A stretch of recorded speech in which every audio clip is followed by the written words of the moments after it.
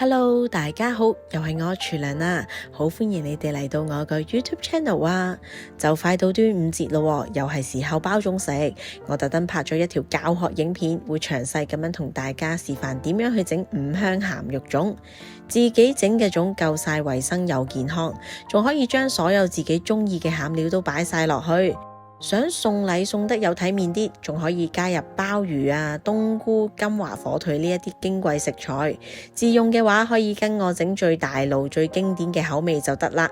如果你喺網上面睇咗好多唔同嘅教學影片，都仲未學識包粽，不妨睇下我點整啦。我會喺影片入面詳細咁樣話俾大家知，點樣包係最容易掌握，同埋最穩陣，包得最靚。喺開始之前，大家記得先訂閱我個頻道啊，同埋記得撳埋個小叮當喎，咁你就唔會錯過我每次出嘅新片啦。大家首先睇睇今日所需要嘅材料啊，呢一份食譜大概可以做到14至16個瑤柱蝦米鹹蛋黃五香鹹肉粽。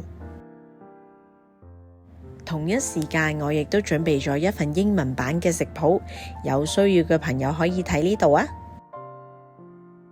喺正式包粽嘅前一日，我哋有少少嘢要準備嘅。首先，我哋要買五花腩返嚟啦，呢度有500克嘅五花腩。將買返嚟嘅五花腩徹底清洗乾淨，有骨嘅部分將佢切走，可以留返起煲湯，唔好嘥。至於塊豬皮，其實切唔切走都冇乜問題嘅，睇下大家鍾唔鍾意食啦。我就預先叫豬肉檔幫我起走塊豬皮。咁而家呢，我就會將嚿五花腩切粒，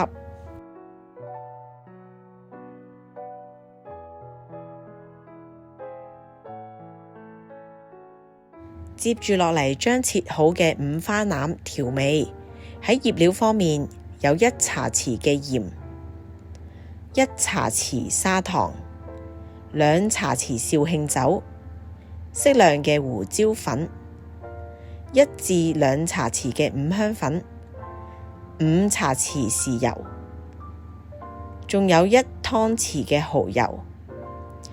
咁我哋而家將以上嘅調味料同埋五花腩攪勻，再落少少油，將啲調味料鎖緊喺豬肉裏邊，再輕輕攪勻，隨即就可以將佢吸返蓋，擺喺雪櫃裏邊醃過夜備用啦。除此之外，粽葉同埋鹹水草都要早一日準備定喎。點樣做呢？其實好簡單嘅啫，準備一個大嘅容器，我哋要將啲清水浸過粽葉同埋鹹水草㗎。而家就熄燈瞓覺，等佢哋浸一晚先。瞓醒覺就可以開始製作鹹肉粽啦。咁我哋要預備800克嘅糯米，將糯米徹底清洗乾淨啦。大概洗3至4次，洗到啲水變到冇咁奶白色，咁就可以㗎喇。啲糯米洗好之後，我哋就用水將佢浸2個鐘，啱啱好浸2個鐘就可以㗎喇，唔需要浸太耐。另外呢度有500克嘅去衣開邊綠豆，同樣地，我哋要將啲綠豆徹底清洗乾淨啦，洗幾次。洗好之後，將啲綠豆浸2個半鐘。趁糯米同埋綠豆浸緊嘅時候，我哋就可以將已經浸咗1晚嘅粽葉同埋鹹水草攞返出嚟，將啲水避走，然後重新注入乾淨嘅水。一陣間我哋要將粽葉同埋鹹水草煮到軟身嘅，咁記得喺開火之前就檢查下裏邊有冇橡筋啦，如果有嘅話，記得將佢拆走喎。確保水係浸過啲粽葉同埋鹹水草，而家呢，就吸返個煲蓋，由水滾計起，用中火煮大概8分鐘。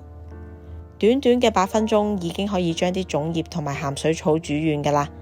而家我哋準備一塊乾淨嘅百潔布，大家可以好似我咁，將粽葉逐塊散乾淨，散完一面就再散另一面，然後再將啲粽葉搭返齊。我哋會將頭尾嘅部分剪走嘅，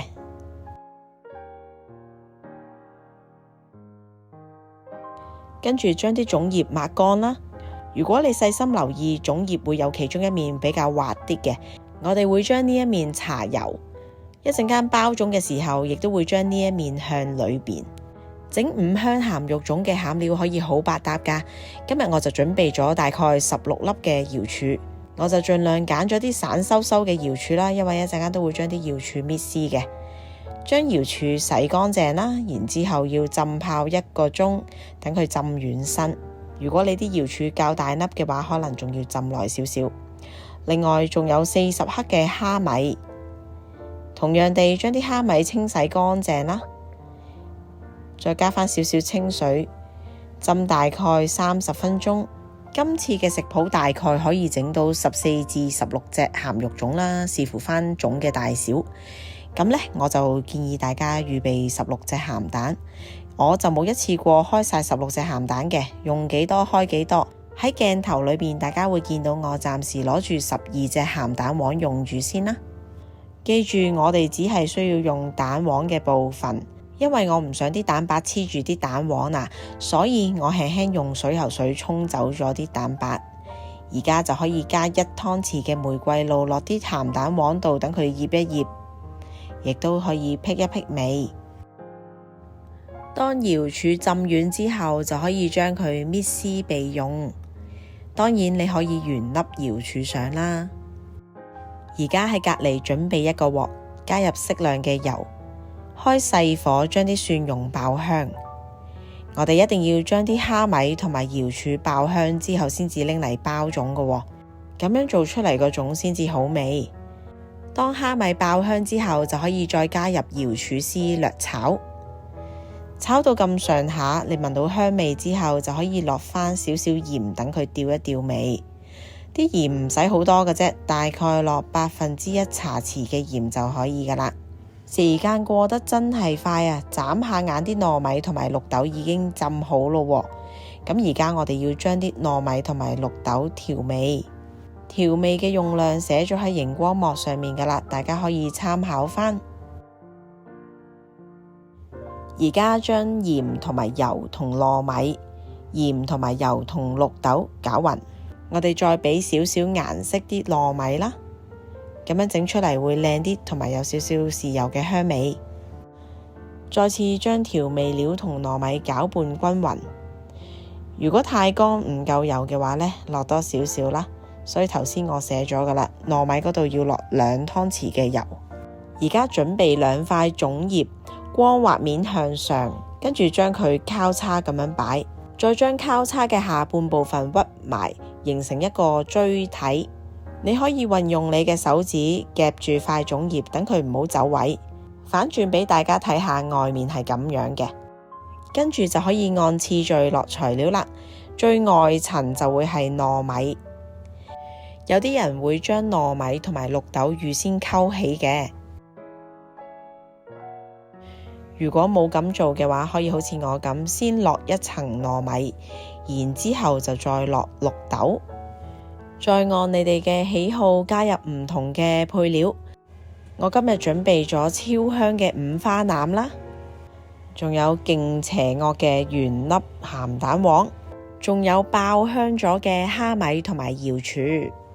加晒你想加嘅餡料之後，就可以冚返層綠豆。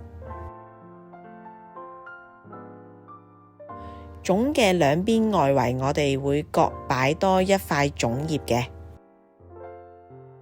加咗外面啲浸粽葉之後，你再滗糯米都未遲，咁樣呢會容易啲掌握，冇咁容易漏米。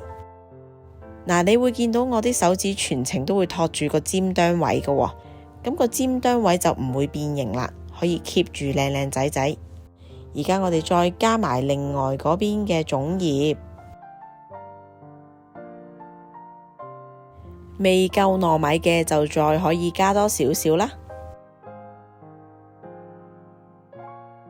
當你認為加夠啦，咁就可以將粽葉嘅兩面向中間摺起，輕輕捋一捋，撳一撳塊粽葉，等佢有條骨，咁樣呢，一反上嚟就好容易摺起啦。